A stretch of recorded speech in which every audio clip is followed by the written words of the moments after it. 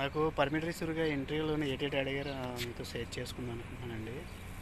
అసలు యాక్చువల్గా ఏంటంటే మా కంపెనీలోని పర్మిట్ రిసీవర్ అంటే ప్యాంట్ షర్ట్ ఉంటుంది. నేను ఇంతకుముందు స్టాండర్డ్ మ్యాన్ చేసాను కాబట్టి కవరాలు ఉండేది. కవరాలు తేలడం వల్ల నాకు వర్క్ తెలుసా లేదని చెప్పి నాకు ఇంటర్వ్యూ బాగా ఎక్కువ చేశారండి. ఒక డయాగ్రామ్ చూపించి అది ఏ ఐసోలేషన్ అడిగాడు. ఆ, అంటే అంటే ఇంటర్వ్యూ ఎలా ఏంటి అడుగుతారు, ఏ పాయింట్స్ అడుగుతారో అవి మీకు చెప్తాను, క్లారిటీగా చెప్తాను. ఆ డయాగ్రామ్ చూపించి అది ఏ ఐసోలేషన్ అడిగారు. అది ఏంటంటే ప్రైమరీ ఐసోలేషన్ అది.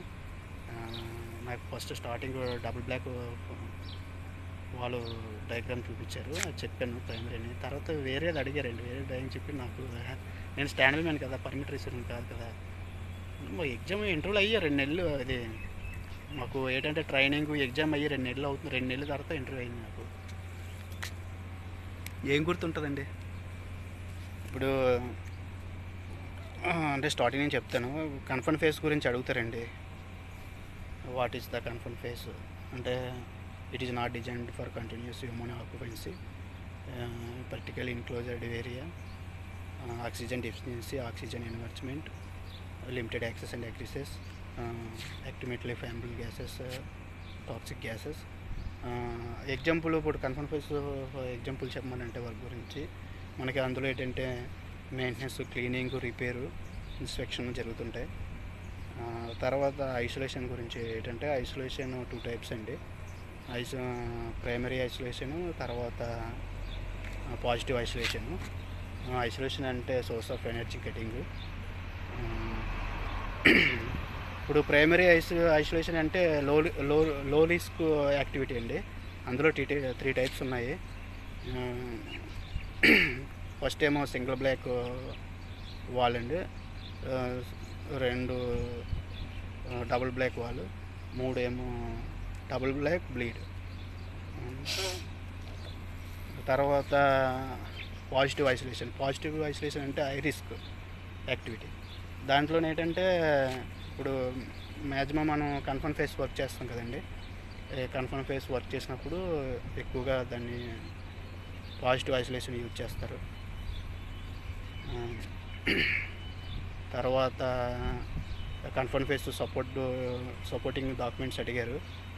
సపోర్టింగ్ డాక్యుమెంట్స్ అంటే ఇప్పుడు ఫస్ట్ మనం కన్ఫర్మ్ ఫేస్ ఎంట్రీ పర్మిట్, తర్వాత మనం ఏ వర్క్ చేస్తామో వర్క్ పర్మిట్ కావాలి, తర్వాత లాక్ సీట్ మెయింటైన్ చేయాలి. అది లాక్ సీట్ ఏంటంటే మనకి కన్ఫర్మ్ ఫేస్ మ్యాన్ హోల్ దగ్గర మనకి హోల్ వాచర్ ఉంటాడండి. హోల్ వాచర్ అంటారు, స్టాండ్ మ్యాన్ అంటారు. అతనికి ఏమో లాక్ సీట్ వాడికి ఇవ్వాలి.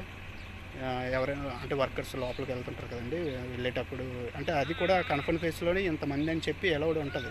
3%, 4%, 3%, అది రెస్క్యూ ప్లాన్లో ఉంటుంది, జేఏసీలో ఉంటుంది. ఇప్పుడు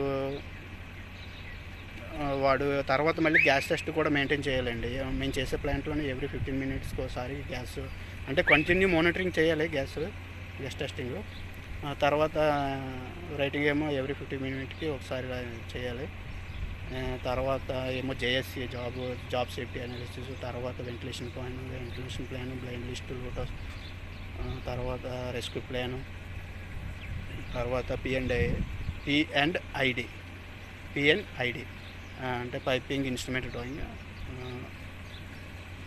ఇవి సరిపోతాయండి, ఇది ఇలా చెప్తే చాలు. తర్వాత కోల్డ్ వర్క్ గురించి కూడా అడిగారు.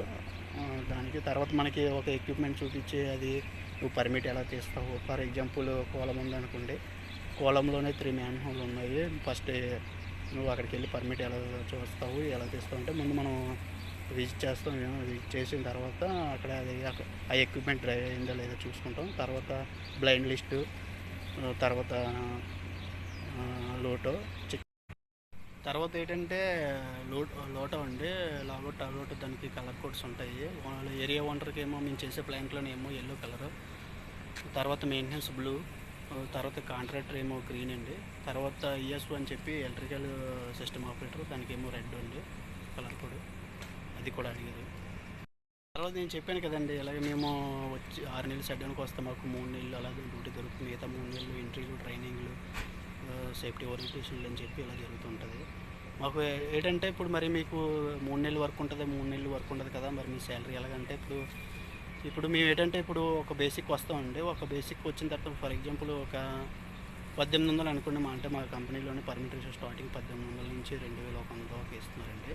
సీనియర్ బాగా ఎక్స్పీరియన్స్ ఉన్న వాళ్ళకి. ఇప్పుడు మనకు డ్యూటీ ఉన్నా లేకపోయినా సరే మాకు బేసిక్ సాలరీ నెలకి వచ్చేస్తుందండి. తర్వాత మాకు డ్యూటీ చేసాం అనుకోండి, ఫర్ ఎగ్జాంపుల్ ఇప్పుడు ఒక 2000 అనుకోండి సాలరీ. మేము ఒక నెల అంతా డ్యూటీ చేస్తే మాకు 2000కి 2000 ప్లస్ అంటే ఫ్రైడేలో ఒక 5 ఉన్నాయి అనుకోండి, మ్యాక్సిమం 3800 3900 అలా వస్తుందండి సాలరీ. మార్నింగ్ ఏమో టిఫిన్ పొరాటా అండి, అది అంతగా ఏం బాగోదండి, మైదా పిండి. ఇప్పుడు నేను ఏం చేశానంటే నైట్ రైస్ తెచ్చుకొని పెరుగు తెచ్చుకొని ఇంకా పెరుగన్నం తింటాం. మన ఇంటి దగ్గర అదే కదా తింటామండి, పెరుగన్నం తింటాం కదా మార్నింగ్. తర్వాత తినేసి పడుకుని నైట్ డ్యూటీకి వెళ్ళాలి. సాయంత్రం 5 గంటలు లేసి మాకు 6 గంటలకి బస్సు. తినేసి పడుకున్నాను.